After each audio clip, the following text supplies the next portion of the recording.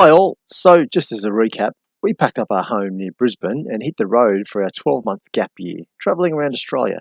So far, our family has hit up Brisbane, Stockton Beach, Lake Macquarie, and finished our farewell tour with our family and friends in the Blue Mountains in New South Wales. We enjoyed time with our fam and taking in the scenery of the beautiful Blue Mountains where Kel and I grew up.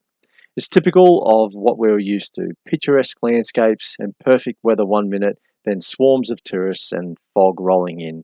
Yes, this was midsummer in December. Soon enough, it was time for us to head off. First stop, Dubbo, and the visit to the Western Plains Zoo. We celebrated Cooper's birthday 9 years ago here, and we were keen to return, and it didn't disappoint.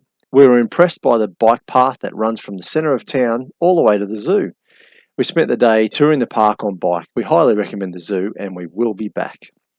This guy hitched along for the ride, but he wasn't the only joker on the day. From Dubbo, we continued heading west and found ourselves in Cobar. We posed for the obligatory photo in front of the Cobar mine sign before heading up to the open mine. It's also interesting to hear that Kel's great grandfather had a part in building some of the infrastructure here all those years ago. From there, it was off to Broken Hill. Our immediate impressions were of the amazing red soil and the bloody heat.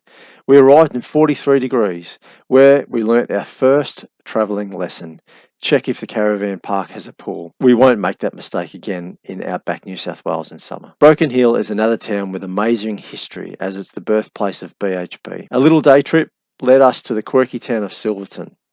It's a must-do in our book. The Jail Museum, the Old School, the Mad Max Museum, ruins of old houses dotted around the town, and the old Silverton pub, all making this town what it is. Anyway, until next time, thanks for following along for the Muir Gap Year.